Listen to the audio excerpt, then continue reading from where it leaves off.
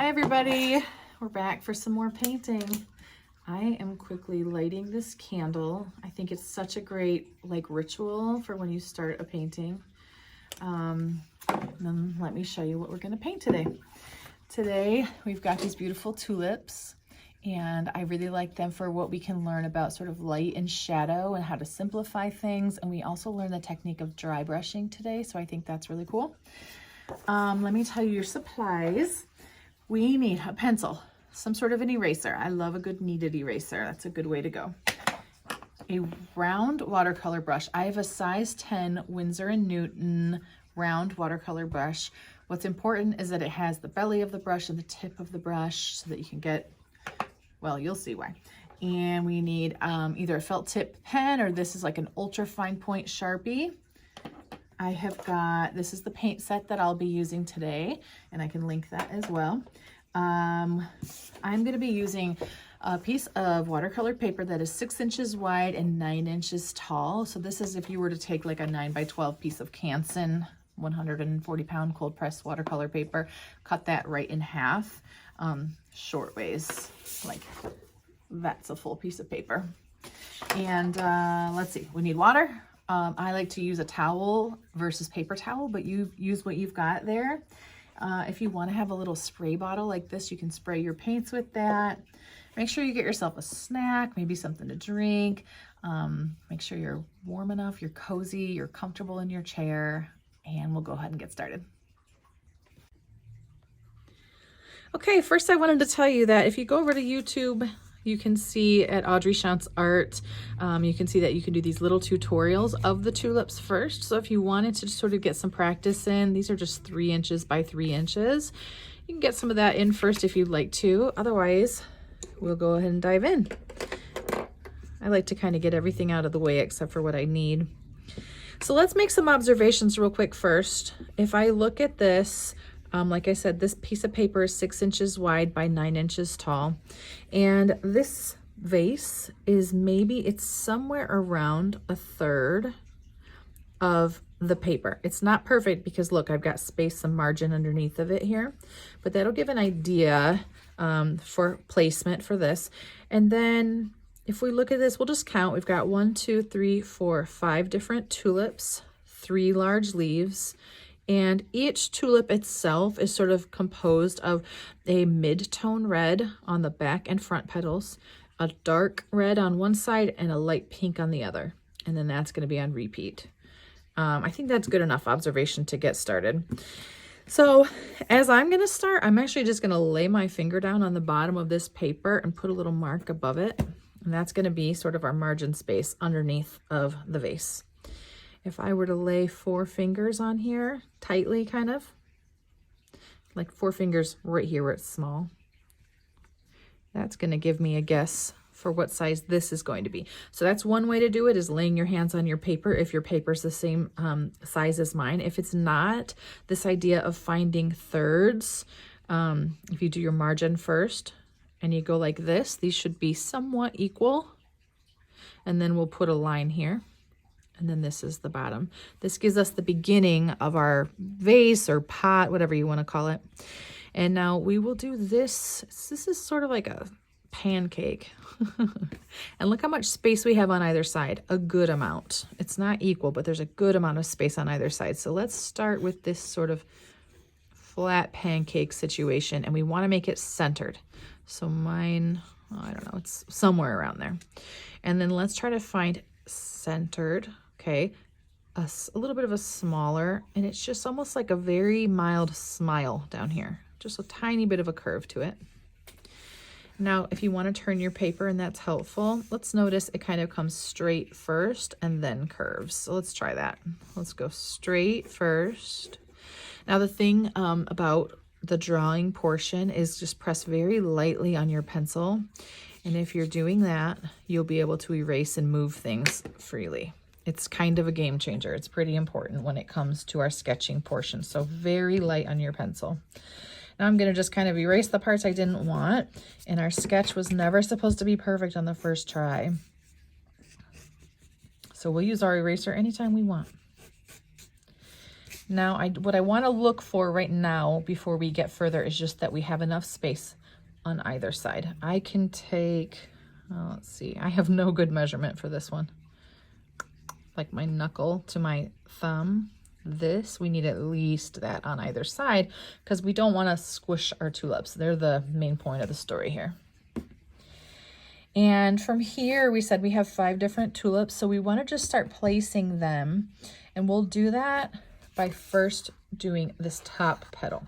Okay, so we're going to find where it goes, and we're going to put the top petal on first. And they're pretty much on top, like centered above, right? Maybe if we do this one first, it'll be the easiest. Look at this. We can use the top of the vase, and we can kind of, the bottom of this tulip is sort of right next to it. We have a little bit of space between. And let's look at the direction of this tulip. It's on a diagonal like this. So if it's helpful to you, stick your pencil like this. If you haven't done it yet, I would take a screenshot if you can with your phone maybe, so that you can just look at this whenever you want to, no matter where I'm zooming in and out of. I'm going to put it over here. I'm going to guess on it, and I'm going to start by just doing this sort of petal shape. It can be kind of football-y. You just don't want to get it to the pointy ends. It's rounded in the middle. Now from here, okay, I'm going to turn my paper because I think this is an easy way to sketch a tulip. Okay, this is going to be like, we'll do this on repeat now. We've got our front petal. We'll start the side petals. We'll start at the same spot, but they're going to widen up. They're going to come maybe as tall or a little taller and then come down. And we're going to do the same thing on that other side where you follow the curve you began with, but widen it up.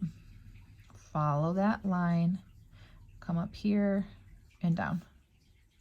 Now we've got 3 petals, and this back part here is any sort of curvy line that you want to get our 4th petal.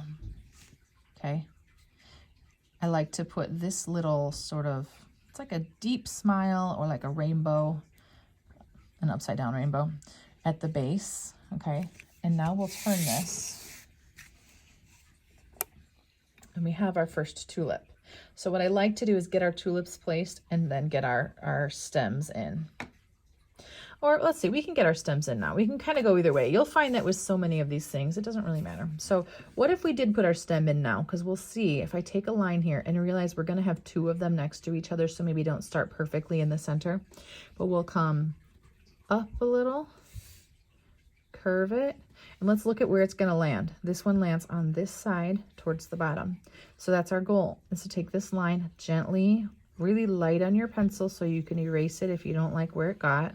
And we're curving it all the way to here.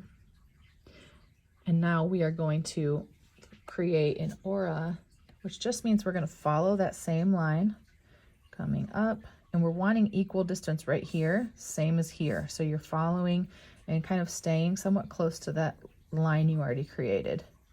And you see what's happening. We're getting our first stem in.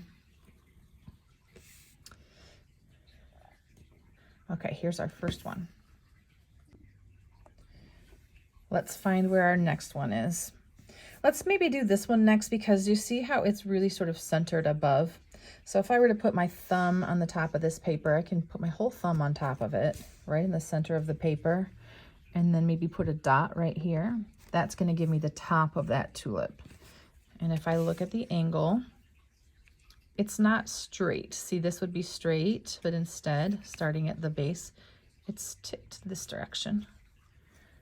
Okay, so I need to come over this way a little bit. And this one is going to be football shaped as well.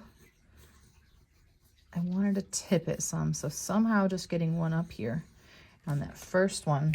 I'm going to go ahead and erase my little marks that we don't need. These don't matter too much. They can all just be slightly different. Just press light on your pencil. Remember, we're going to follow the base coming up, widen it out, come up and down. And this can be any shape that you decide. It just has to get us the petal. In fact, if you look here, we didn't even start till up all the way up here. Let's do that for this one. We'll start this one here, come up and over and get our back petal too. I'm going to erase these other extra lines that I have just so it's not confusing. And we'll do the same thing again on this one, where we create this little tiny, I don't know what this is called, but it's at the top of the stem. We'll give it this little one here. I think this one maybe got big, so I may have to go a tiny bit smaller, but that's what we do with art, is we adapt. Before I start to draw the stem, let's see where it goes.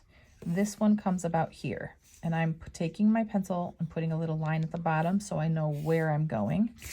And I find it easier to turn the paper. See how I just shifted it? I'll start down here. I'll curve it up, gently up to the top. Right now I can go right over this because I'm pressing so lightly on my pencil that I'll be able to erase it. And yes, that was a reminder.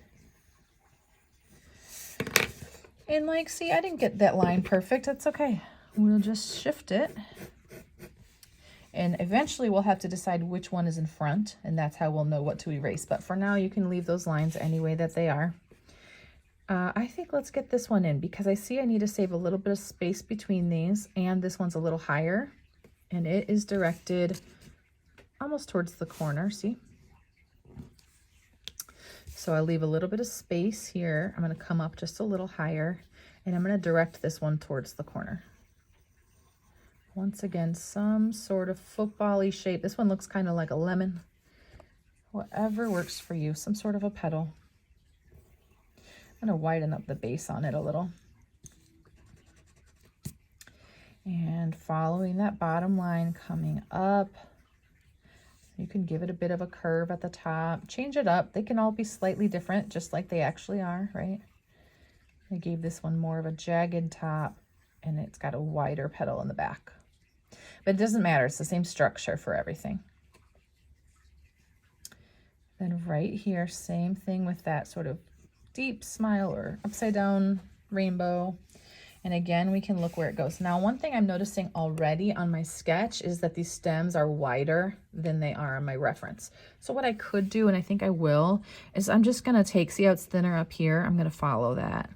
So this sketch part is where we're making all these adjustments. And when I first started painting, it took me a while to realize that the sketch is the part where you need to take the time.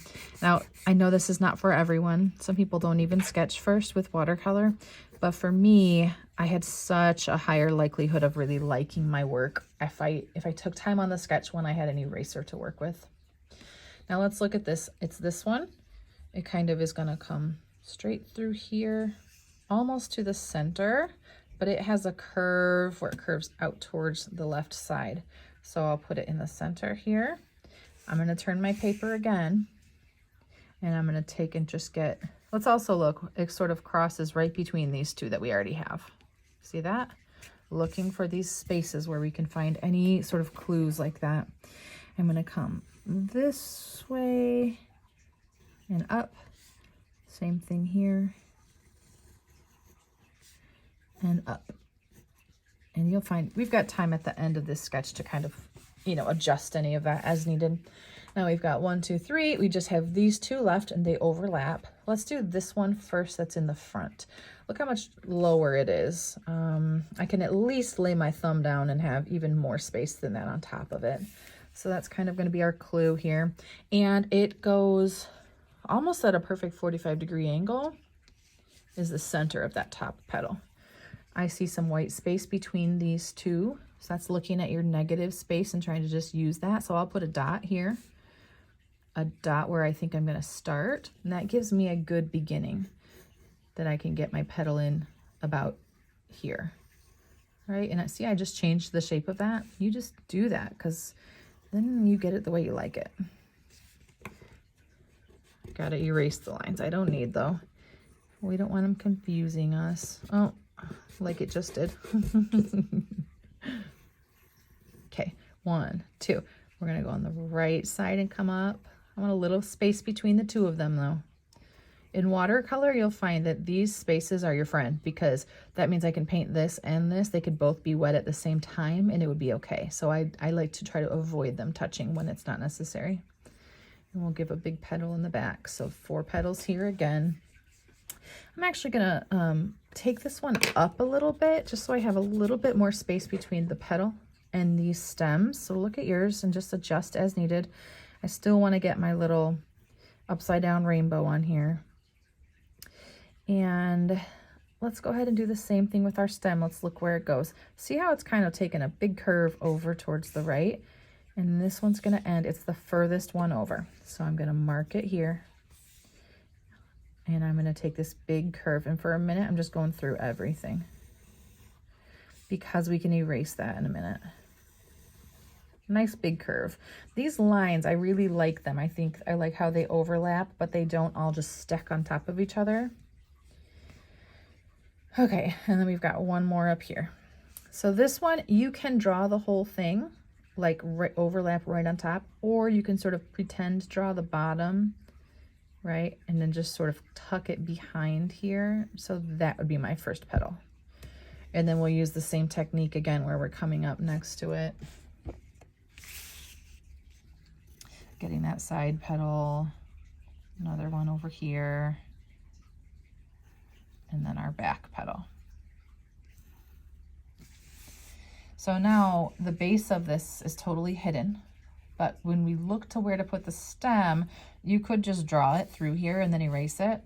But what you need to know is it should come from the center of that flower, and we'll find its bottom. So it's right here, right in the center. Oops, let me zoom out a little bit. Right here is where it's going. We can hardly see the base of it. In fact, I'm gonna widen that petal a little so you see this even less, just to sort of cover that. And, oh, I like how in this one it came out here. Yeah, let's do that. It's gonna come out on this side, like so to the left of this part. And I'm gonna curve it. I'm gonna curve this line and then follow it again. This is that aura. It's just following the line you already created and coming down. So now I've got my 5 stems. I'm not gonna worry about where they all cross over each other just yet. So give us a minute, we'll come back to that. Let's get these leaves in, but let's quick observe them first. They're fat, okay? They're not quite as fat as one of these petals, a little thinner than that. It's almost like your finger. It's not too different, right? And they're a little curvy, okay? And at the end, they point, or they maybe come to like a curved point. So let's put a dot where we want it to go. I want it to land here. I don't want anything touching the edge of your page. So if it does, bring it in a little bit, all right? And let's see where it starts. It starts next to this tulip right here. And I'm gonna curve this line, curve it towards the right, then back up. Now this one, I'm gonna start curving this way. And what I'm doing is just looking at this one. You've got a guide right there. So I'll start a little higher next to this stem.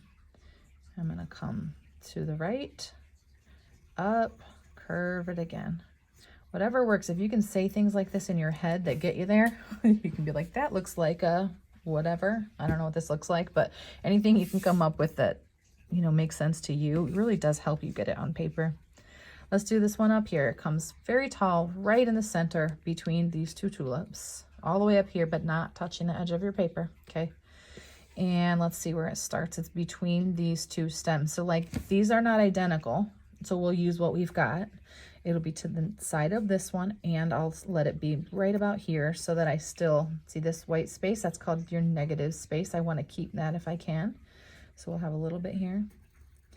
And we're just gonna curve it up, curve it back down. You'll see this one doesn't matter too much. It's kind of hidden back there. We could go like this too if we want and keep some negative space right here. Let's see, just like that. And sometimes that defines the shape better than we would have liked it otherwise. And now we've got this big leaf right here.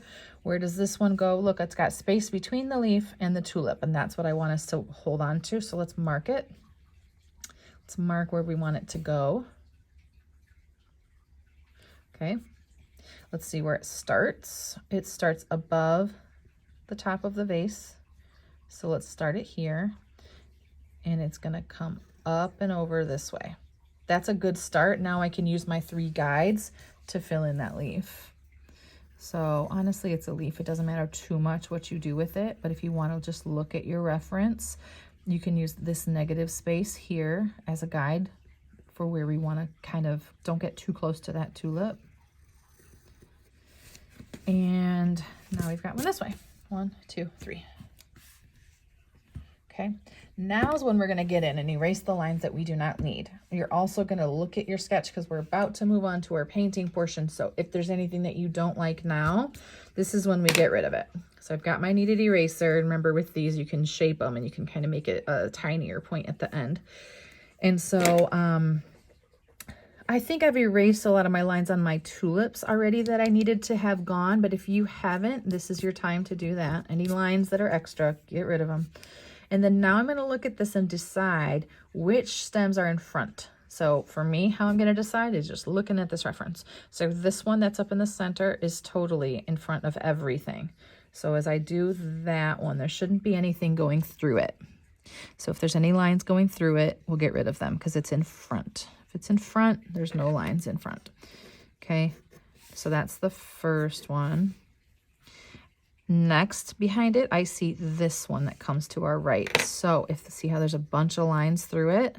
I'm going to erase any lines that go through the stem of this tulip.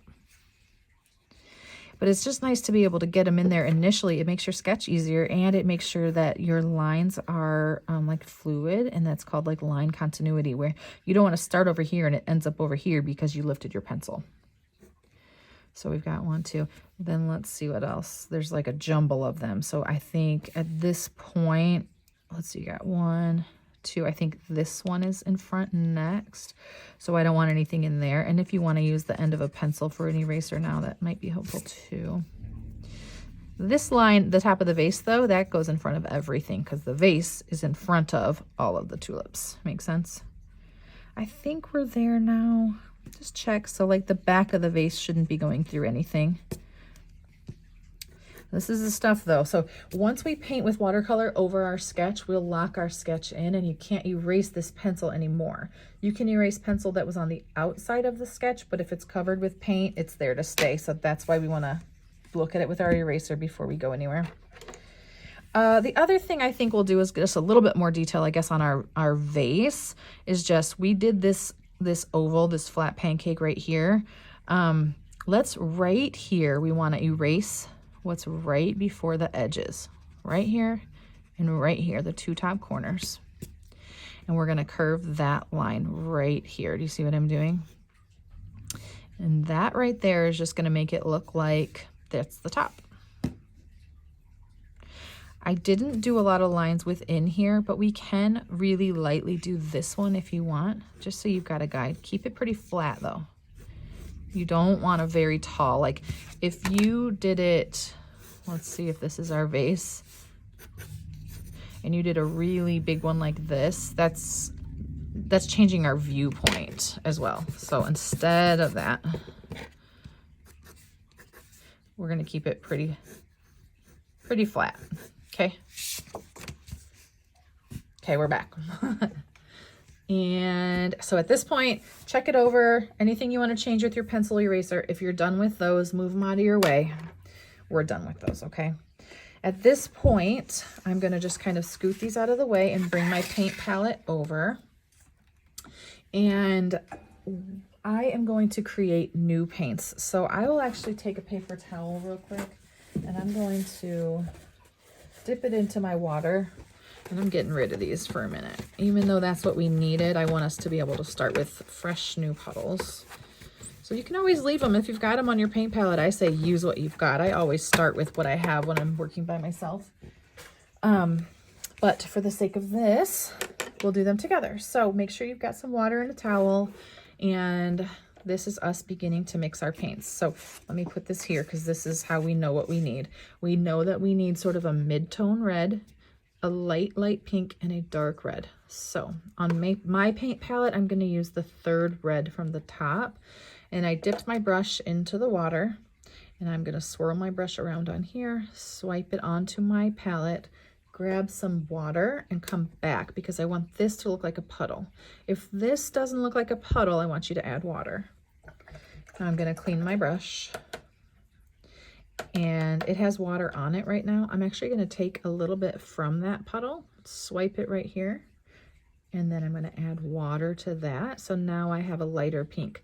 I want to have a lighter color. In fact, I'll clean my brush and make it even lighter. But this is where we're testing our colors out. So we want pink, red, and then dark red. So let me get a little bit closer for you. And for our dark red, I'm going to teach you a little trick. So we're going to take the red that we started with and grab some of that, swipe it here for our puddle. But now, so this is because if you look at a color wheel, red and green are opposites of each other. They're across from each other on the color wheel. So I know that if I want a really dark red and I add a little bit of green into it, it will darken my red. So I've got it here. I'm going to take one swipe, maybe 2 swipes of my green and add it here and see what happens. Less is more. So start with less and you can always add it. But if your green takes over, that's a little trickier. So I'm doing mostly red with a little bit of green into it. And do you see the difference now? It almost, like the further I go, I can make it almost look black. But I don't want black, so I'm going to do it like this. Now, if your puddle turned into a dark green, go ahead and clean out your brush and add some more red into this. And you can sway it. You can get it to be a dark red or a dark green. 1, 2, 3, I got my puddles. Now, we'll probably have to refresh those a little as we work, but this gives us a beginning. And now we have 2 different greens. We have light green that we see on the stems, dark green that we see on the leaves, and we'll also be using that dark green as a shadow on our stems. So I cleaned out my brush, and for me, I'm going to grab this nice, vibrant sort of lime green. But whatever you do, you just need 2 different greens, a lighter and a darker, just so we can see the difference between them. So here's my light, and it's a puddle. If it doesn't look like a puddle, here's your reminder to add water. And then we'll do a dark green like this. For me, I'm going to grab the 5th one up from the bottom right, because this is like a nice mossy sort of olive green. And I think I like how that one will work today for our painting. You can go any way with it though. If you want a green that has more blue in it, you know, I'll show you. You could even do like this one here. Much different, right? It's almost leans more towards teal or emerald, right? But we don't need that one today, so I'm going to get rid of that. I've got 2 greens, I've got 3 different reds, and I need some sort of a blue for the base. So let's gather that up now. It's going to be blue plus water, because in watercolor, the way we get our colors lighter is by adding water. That's because watercolors are transparent. So I've got this nice and light. That's just, we'll deal with that later on. You can decide now too, I'll kind of zoom in for you a little bit, but if you, on the edges of this vase, if you wanted to use your blue, or if you wanted it to lean more towards gray, if you wanted it more towards gray, that's going to be like black plus a little bit of water. Always testing out your colors on your palette before you take them to your paper. You're going to be a lot more likely to like what you see when the time comes, you know? Okay, so we're ready to do it. If you need to get fresh, clean water, this is a good time to do that. If you need to stretch, get comfy, reload up a snack, this is the time for it. If you're someone who just took a big stretch and you're sitting in your chair right now, my favorite way is to just lean backwards over your chair and let your upper body just sort of hang backwards. When you're doing a lot of painting, it's a good stretch. Okay, we've got our puddles formed. Here are our tulips, and the way we're going to do them is actually, we're going to sort of batch them, if that makes sense. And what we want to do is this top petal on each of the tulips first. So the top petal is our mid-tone red. We're going to grab from that puddle that we created. And you see, I got my brush in here pretty good. And I'm going to start with this one. I'll kind of work left to right if I can. I always have to make sure that it's not touching the center of one next to it. So I think we created it well so that it shouldn't. Now I'm going to go ahead and zoom in here and show you how we're going to do it. On this petal, I got my paint on my brush. I'm going to use the tip of my brush around the sides and the edges, but notice I'm also putting enough pressure. I'm leaning into the belly of my brush that this whole thing is going to be wet at the same time and dry at the same time. So I finished this now. Now this is about timing. I'll take my brush, clean it in the water, dry it on my towel, and I want to take and swipe a highlight on this left side right here. And now I'm going to leave it. I'm done. Okay, notice what I didn't do. I did not take my brush and slowly work back and forth with the tip of my brush up here and do this slowly and precisely. I didn't worry too much about that, because if so, this part's gonna dry before I get here, and it won't all be wet at the same time, so it'll be a lot harder to get this highlight. Now, because we're on repeat, you got 5 times to try this. So we're gonna do it again. Okay, I'm gonna grab that medium paint again, and you'll find that you'll need to replace your puddles sometimes as you work, so just keep doing that. I'll do this one next, and we'll kind of go up from there. So now, same thing.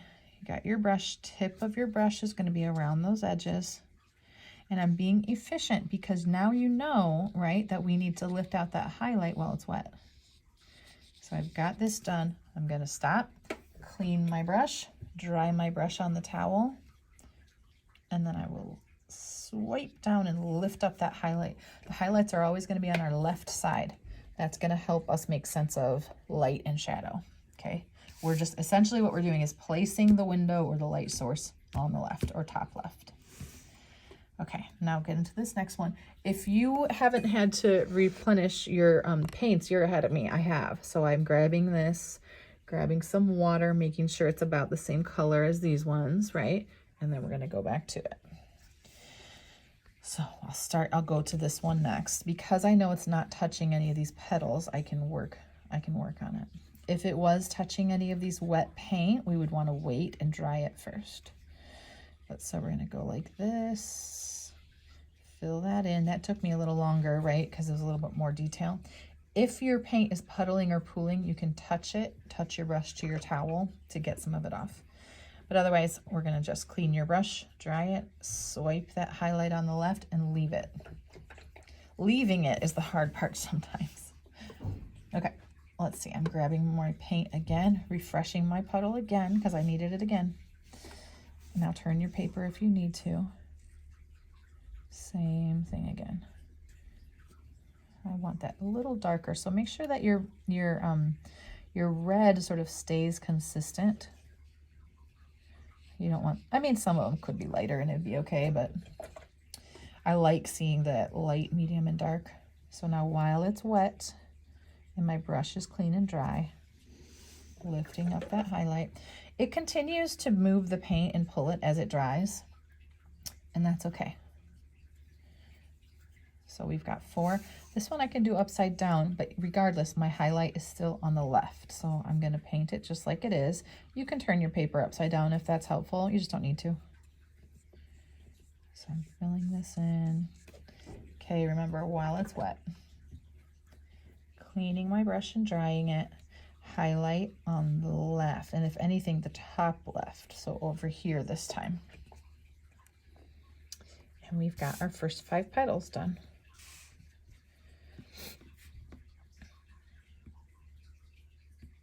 Okay, so at this point, I'm realizing that I was going to have us do 2 petals at the same time.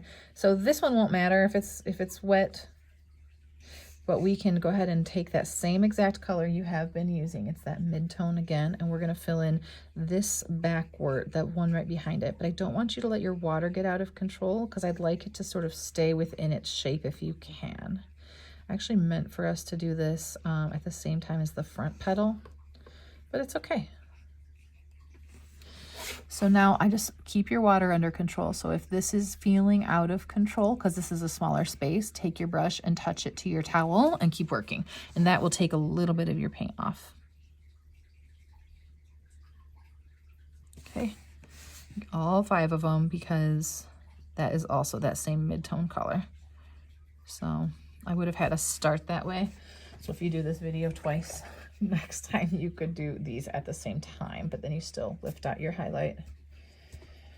Good. Okay, because I want to stick with our reds for a minute and I want us to be painting right next to it. We all have different wetnesses of our painting right now. So let's go ahead and take your hair dryer or your heat gun, whatever you've got, and we'll just give it a quick dry and then we'll move on. I think it starts to get fun now because we're going to start getting in our light color. So as we paint our light petals, they're all going to be on the left side. Okay, this is just sort of using that idea of light and shadow again, that the lightest one would be on our left. And we definitely want it to be, let's zoom in on it, okay? We definitely want it to be lighter than our petal in the front.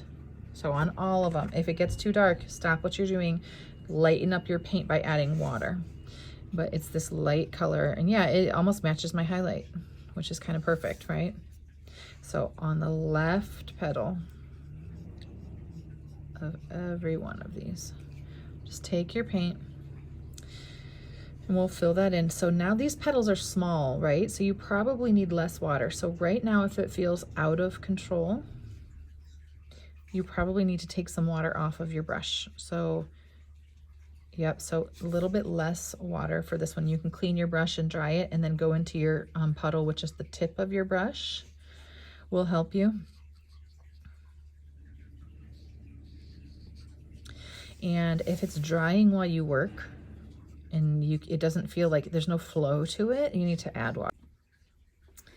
Okay, and now is when we're going to get into our really dark paint. So if you've got 1, 2, 3, 4, 5 different tulips with that left side painted, then we're going to move on. And remember, we created that really dark color. So mix it around, make sure it's got a nice flow to it. We never want to work from dried out paint. And then at this point, same thing, it's a smaller petal, so we want control. So don't have too much water. If you already do, clean out your brush and dry it, and then go into this puddle with the tip of your brush. And then we're gonna fill in this petal. And if you hold your brush more vertically, that's how you're gonna get a nice skinny line. That helps you not to, and then remember, it's about pressure, so we don't wanna put too much pressure on there. You're just fitting it in there. And we're just working. I like to work left to right usually, just because then I won't accidentally sort of smudge my wet paint. So if you're putting your hand on your painting to just sort of like steady it or whatever, make sure you're not accidentally touching something that's wet. It's always so disappointing. There's a little bit of white space. I'm not worried about it. And also on this one, we'll go over everything with ink at the end. So really, that kind of pulls things together. I usually think of it like you get some more control at the end, the more layers you do. And watercolor layers are called like glazing. Okay, and on this one, it's still on the right side, but it's upside down. So remember to get this one filled in too.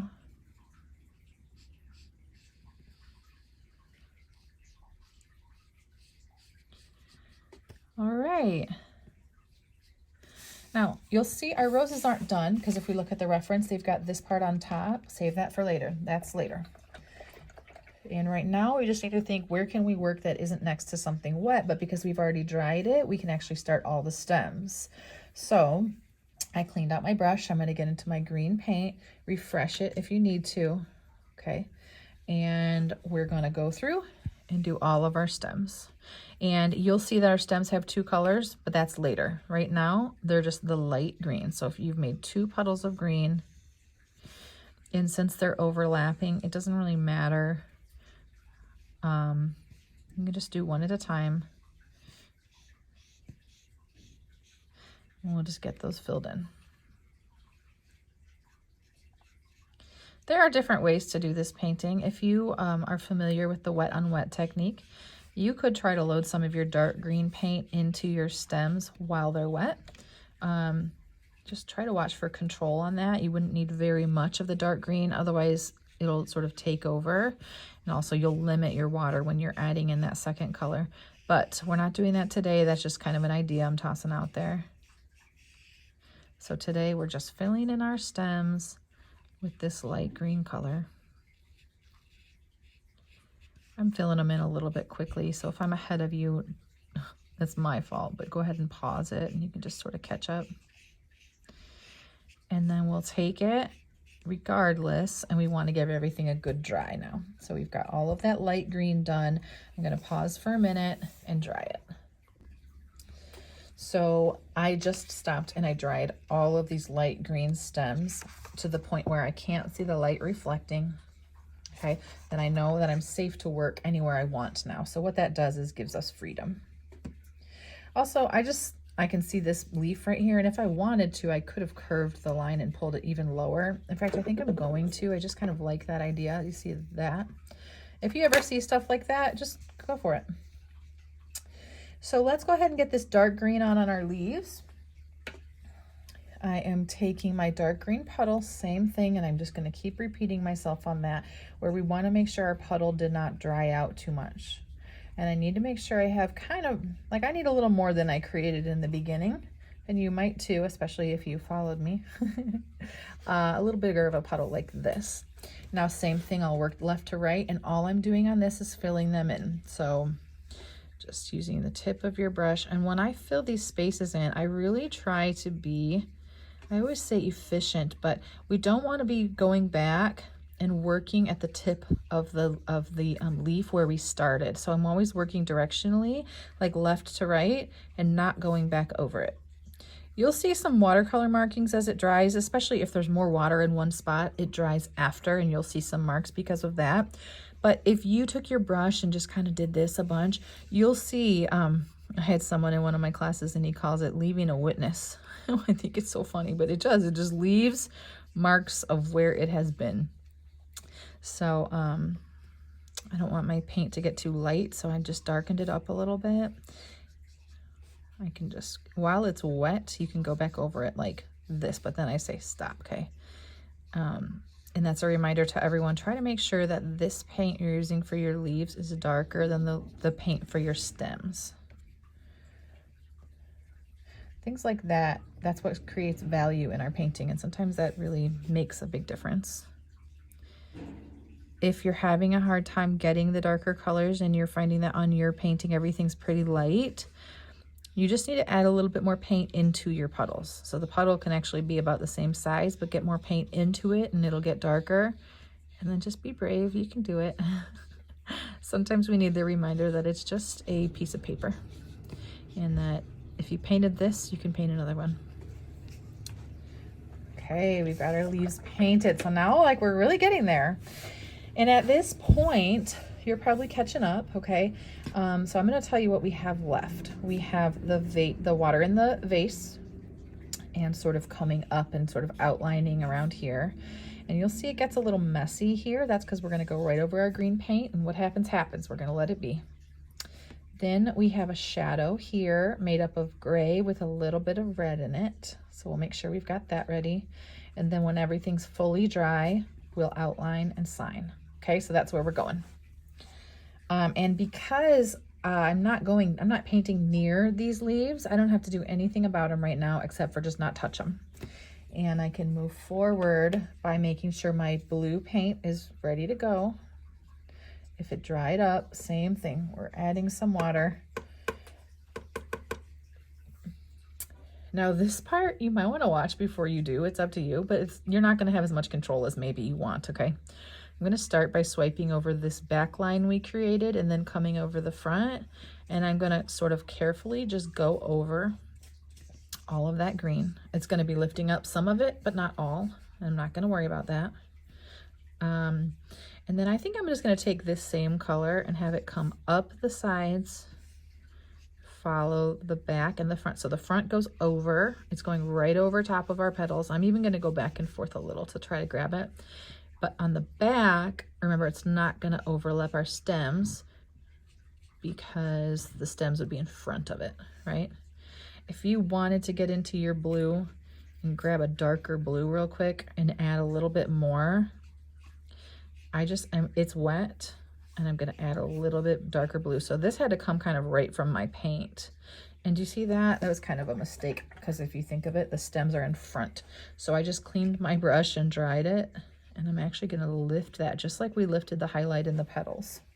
There we go. That's better. It's loose, it's free, and it's tricky, but you got to sort of just let it be.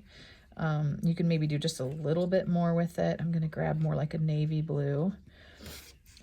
And I'm just going to add the teeniest bit more. Just see in two spots, the bottom and right where like the surface would be, maybe this one edge, and then drop it. So you're letting the water do the work, and I'll zoom in on this one. It's not perfect. Everyone's painting would be different at this point, right? Because we went over paint. It might lift some. And then we did the light blue paint and loaded in some dark blue paint. So when that happens, you know, we don't have quite as much control, but usually we do get some really cool lines like this that we love watercolor for. And if you wanted to fill in more on here, like, that's just totally your choice. I do think it's a good idea to dry it before we add this little shadow, because otherwise our blue paint's gonna pull right into it. So we'll give this a quick dry. I'm drinking boba tea right now, which is, it's just a weird concept, isn't it? Those little balls in the bottom.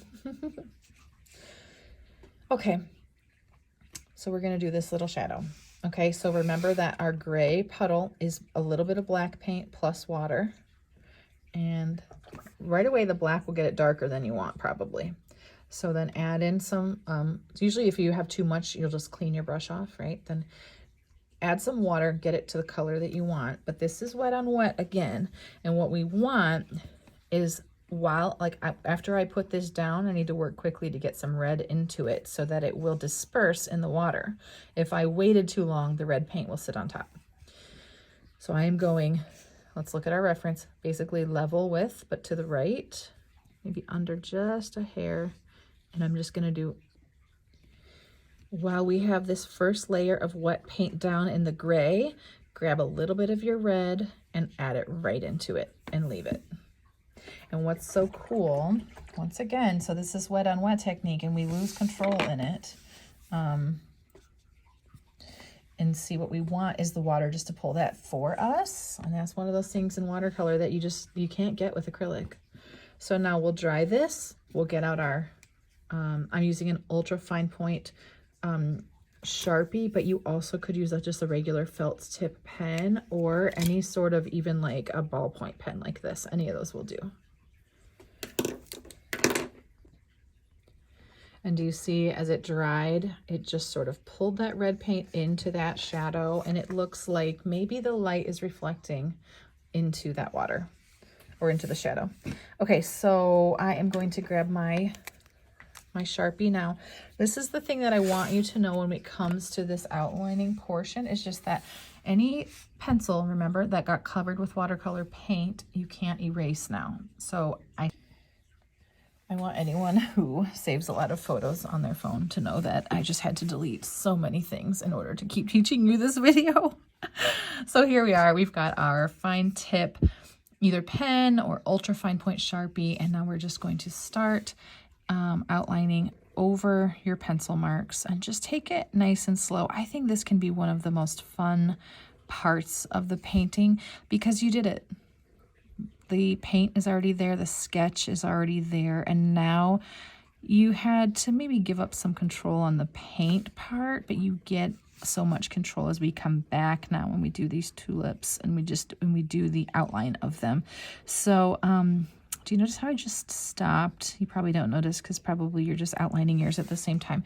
But before I get to something like these stems, I really want to make sure I know which one's on top. So I'm going to do the tulips first, and when I get to the stems, like this one is in front and I know it, so I'll do that one first, just sort of making sense so I don't accidentally put pen over the top of one that I didn't mean to.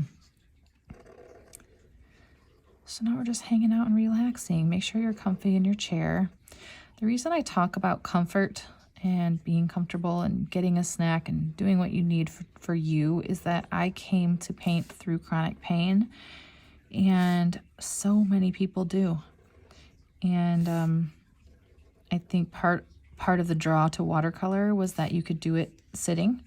You can do it at a desk. You don't have to stand up, and you don't have to reach your arm out at an easel. And but something as little as just being aware of how you're sitting in your chair can really help. So hopefully this part's kind of zen by now. In my studio here, I have turtles, and so I actually have it's like a water feature because you can hear the water at all times. I'm not sure if you would have heard it during this video, but it adds to sort of a little zen vibe, I would say. So I'm see, I started to do the big leaves, and now I'll do these petals before I get to the stems.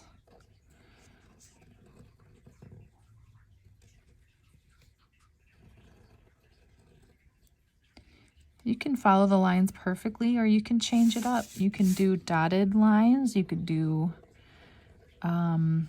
sometimes people in things like this, it feels like you have to be brave to try it, but you know, if this is your leaf, you could actually sketch to the left of it, and your line over here would also be overlapping it. So like all of your outline would be to the left of everything on the whole paper. And it's funny, but if you look at greeting cards and things like that, you'll see it everywhere. And it's just a different way of doing our outlining. So that's where we sort of just let our personality kind of shine a little bit. I want to show you that right here where our vase overlaps is the only spot that I really avoided the perfect lines. Now that's up to you, it's a personal preference, but I just sort of liked how it sort of emphasized that this had a thickness to it that was sort of distorting the stems behind it. So that's up to you when you get there, but just make sure you're sort of paying attention to these stems as you do them, so you're kind of not accidentally just putting a line where you don't want it.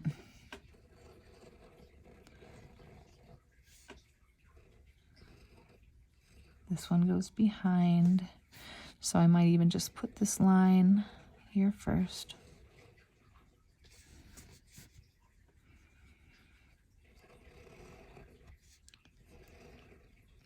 Sometimes I think of this part as just like bringing about some order. And it was lovely before. You don't even need this outline, but when you do get it, it gives you some, I don't know, just some detail. The other thing I want to tell you on our lines is this. Remember when we did our pencil, we erased right here.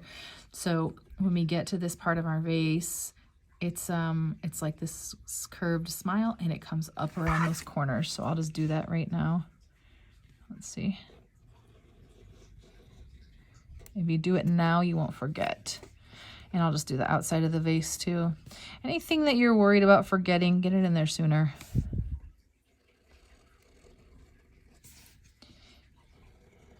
Now, if, like, for example, like right here, I have pencil that I didn't paint over, any of that you'll be able to erase. You just want to do it after everything is completely dry. If the paint's even a little bit wet and then you go to erase it, think about what you're doing. You're just like rubbing on it, and it's just going to pull the paint. And we try to avoid anything that'll just make us mad about watercolor. If you've painted before, you know watercolor can make you mad. I think my sketch is finished. I'm going to go ahead and compare them. Oh, you know what, guys? You're probably thinking, yeah, but we didn't do that part. Well, now I'm thinking that too. Good. Okay, well, we're not too late because it's right in the middle of these petals. This is the part called dry brushing. I sometimes hesitate to teach it because it's a little harder. Look at this petal. It's all dried out. Great time for this, okay? And my brush is, it's just been sitting here, right? So perfect. I'm not going to add water unless I need to. I'm going to see what's on my brush and grab this. Look at that. It's kind of perfect because it is so dry, okay? With that, the least amount of water that you can, we're going to take our brush and either the side of our brush, if we can do it like this, I may have to add water. Do you see what I'm doing? I'm rubbing my dry brush, starting at the base, following the curves and coming up. And now, if I need to add water, I will add the least amount of water possible. And I'm using the side of my brush. You also could separate your bristles a little bit, like a fan brush, and do it that way. I don't love that overlap. There we go. But follow the curves as you do it. And all I'm doing, I'm still working from that puddle right there, which is not a puddle. Usually it is. Right now, the least amount of water. And that's how you're going to get these really cool lines. If you have too much water, it's not going to give you the fine lines. That's what you'll miss out on. Okay, so the least amount of water that you can use with paint. And if it doesn't do what you want, either do less, right? Or practice it on a different paper would be really great. And on this one, I tried not to cover my highlight too much. But that's what it looks like, and that's what it is. It's taking your brush, very, very, very little water, if any. And at this point, we can go ahead and sign our artwork because we nailed it. And even if you don't, let's say you look at it and you don't love it today, look at it again tomorrow. Tomorrow, I think you'll see it more for a whole rather than pieces. And sometimes just pretend like someone else painted it and somehow we like it even more. Anyway, thanks for painting with me today, guys. You nailed it.